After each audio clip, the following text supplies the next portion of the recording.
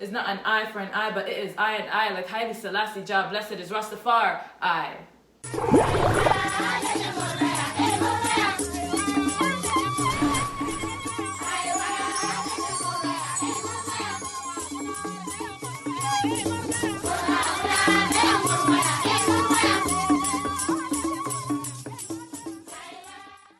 What is poppin', y'all? It's just says Dobi Joki Imnwala, sending positive vibes always. So last week I showed you the behind the scenes as I prepared to do this talk on quality education. Then I showed you what transpired right before I was going to present. This week we are showing my full presentation. So if you don't know what this presentation is about, go back to my last video and you'll get some context as to what this presentation is about. However, we're gonna get right to the video. Let me know what you think of it. Sending positive vibes always. Peace. Hello everyone. It is a pleasure to be here today.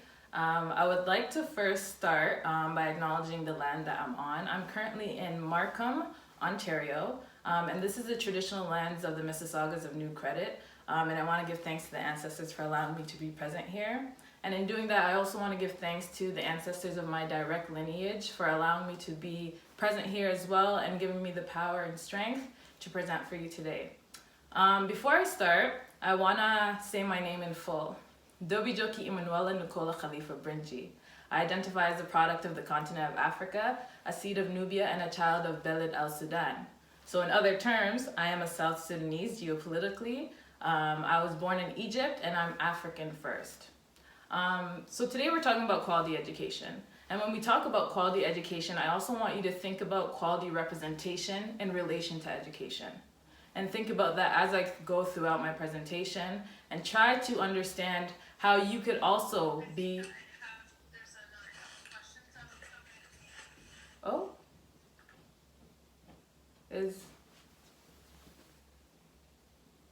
Okay, I heard something. Can you hear me? Okay, I think it was disrupted a little bit. So I really want you to think about quality representation within education. So my education journey did not just begin when I came to Canada in 1997. My education journey actually began in 1994 at 2 years old. So my family, as I mentioned, is originally from Sudan. And when in Sudan, they realized the civil war wasn't going to provide opportunities, of course, so they fled to Egypt. And upon arrival to Egypt, they thought they were seeking freedom. Once they arrived to Egypt and realized that the education system was not accessible for Sudanese communities, they realized they had to do something about it. So my mother, alongside a bunch of other South Sudanese women, went in front of the UNHCR in Cairo, Egypt, and they protested. So my first protest was at 2 years old. And although I didn't know it at the time, I was really starting my journey in seeking quality education for people who look like me, for Black folks and people of African descent. And when I think about my Sudanese experience and when I think about my education experience as a whole, I constantly think about what it means to be holistic and what it means to be indigenous, an indigenous African. And I think of this poem. I am an African woman from Beled al-Sudan, now South Sudan. Born in Egypt, raised in Canada, working hard so I could one day make asida, fufu, in the village with no shoes on, wearing a kitenge, and feeling so good to be home. I often think about what home is. To me, it's an imagined homeland. However, I understand the peace and the power in indigeneity and the power in our knowledges that was stripped away from us in every setting that we've been in, from Egypt all the way to here, Canada. So in 1997, we came to Canada seeking for freedom and education. However, once we came to Canada, we were met with contradictions to our freedom, because we realized that we're in a land that was stolen, a land that was stolen from Indigenous people, and we could relate to that experience. So for me, understanding what my experience is as an African woman in Canada also has to reflect the realities, the fact that I'm a visitor on this land. When I was in elementary school, I realized the system was not built for me because I never had support in the education system. I then went on to high school and still I didn't have support in even applying for post-secondary education.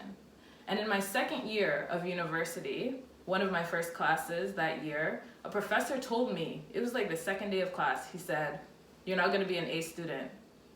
And I was confused. I literally called my sister crying. I called some of my mentors crying. I'm like, why would someone say something like this to me?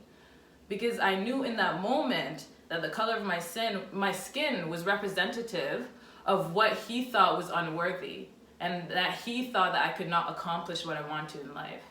And this was a reality that we needed representation. I never experienced a professor that looked like me that could remind me of my power.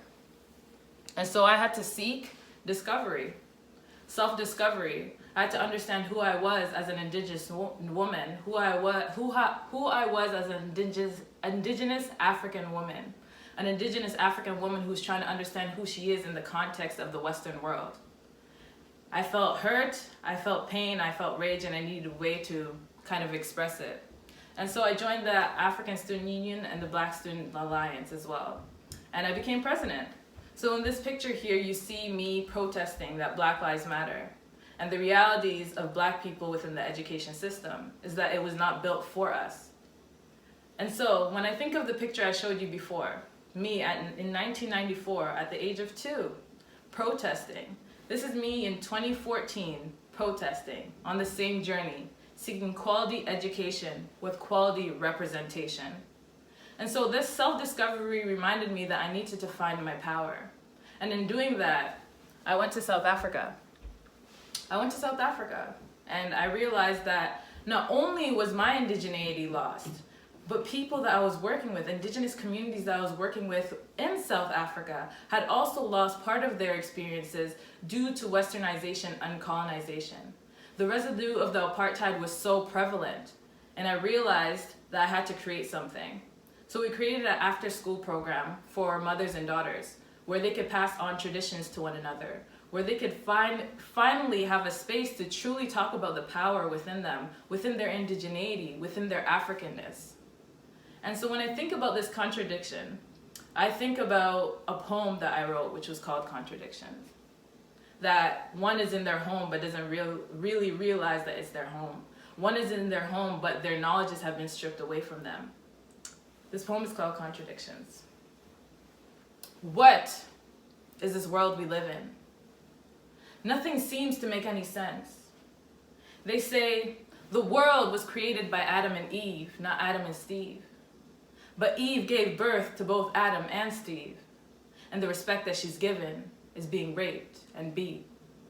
And they say Africa is the motherland, but from my understanding, that's where slavery began, and now you're trying to erase my memories and change me into a white man? It's like war overcomes love, and they start questioning what happened to the God above.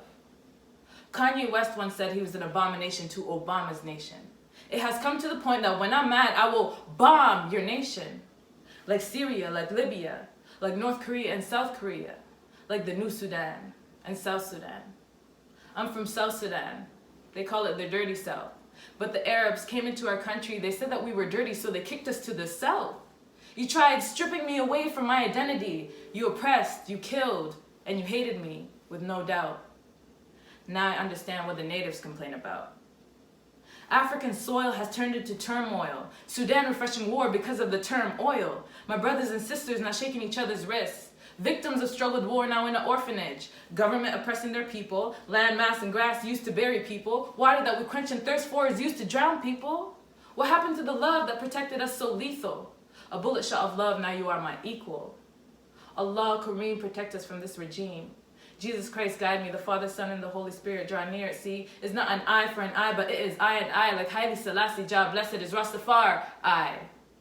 Now some Jews, they write G-D, not G-O-D, because they understand the strength when the Lord said, only fear me. Love your brothers and sisters, they are not your enemy. Mama Africa's children, join hands in unity. So when I think about power, I think about everything in me internally. I think about my indigeneity, I think about my Africanness, and I question whether the education system here in Canada and education systems globally has acknowledged the relationship between African people and their indigenous knowledges. So is it really quality education? Nelson Mandela once said, education is the most powerful weapon which we can use to change the world. And although I agree with his statement, I acknowledge that education is the most powerful weapon we can use to misguide, mislead, and misinform the world. And this is because the education system has misguided, misled, and misinformed African students and students of African descent, Black students, that their knowledges are not significant, that their indigeneity is not powerful, that their ways of knowing, being, and doing is not essential. So, when I think of quality representation, I realized that the only time I really had quality representation within my education system is when I went and completed my master's. And thanks to my ancestors, thanks to my friends, families, and mentors, I actually made it to this point and survived the public school system. However, it wasn't until this point where I saw representation, a woman who looked like me, my supervisor, Dr. Erica Nina Gadwedjian, who is Taino and Indigenous and Black, who reminded me of the importance of my presence in spaces, the importance of taking up space, and the importance of someone who looks like me, the representation within academia and within the school system. So, what is quality representation? The photo on the left is a beautiful woman who completed her Master's of Arts in Education, Critical Policy, Equity, and Leadership Studies at the University of Western Ontario, a prestigious university. A woman who completed institutional education.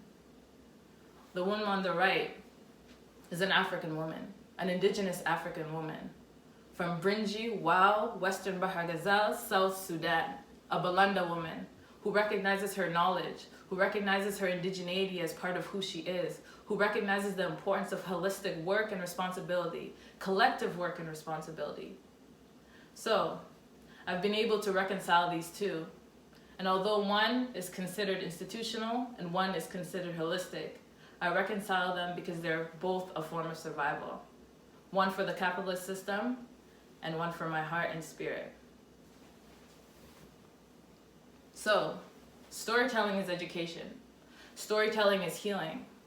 I have a service called Dobi Joki Personal Development where I use Indigenous African-centered ways of knowing, being, and doing to support people in owning their power story, and owning their stories and recognizing who they are prior, post-colonialism. So, my call to action, create spaces for Black people, students, and communities. Recognize that storytelling is knowledge. Acknowledge that quality education sits strongly within representation. Quality representation is necessary for students of African descent. And today I didn't provide you with any statistics. I didn't provide you with any resources or sources to review. I provide you with my story and my voice. And I want you to acknowledge that my voice is valid and the voices of Black students are valid as well.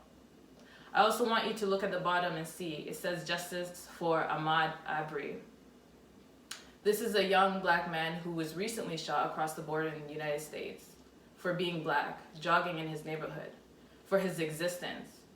Please recognize the importance of our stories. Please recognize the importance of us being in spaces. Please recognize the validity of our indigeneity and our power. Thank you. Right before Dobi Joki started talking, someone was able to break into our panelist chat on Zoom and post violent, racist words over and over in capital letters to us panelists. So I just wanted to take the time to acknowledge that that happened, and I wanted to thank you, Dobi Joki and Emmanuel, for continuing through that, because I mean, for me that could have been easy. So I just wanted to acknowledge you and just say like I'm reaching out to you right now and thanking you for this, because all of a sudden exactly what you're talking about makes so much sense for me, because you know, if we had not been here, I don't think that language would have been posted. It was very obvious that it was towards, you know, towards me or towards you, and I want to thank you for what you're doing and to continue that. Did you want to say anything? No, I think it's important to recognize the importance of spaces for people of color, and what you mentioned is super important because having safe spaces are important. And even in something like this, when we're trying to talk about quality education, or we're trying to talk about the importance of recognizing the knowledges of people, there's ignorance that still comes into the picture, and that space is taken away from us. coincidentally, it happened right before I was supposed to speak. However, I think regardless of it happening at all, it shouldn't be. And there's not too much I could say about it. I'm just happy that I got an opportunity to speak today, and I truly hope that people look at the call to actions that I presented and the importance of African-centered education as decolonization and as education forms for people of African descent.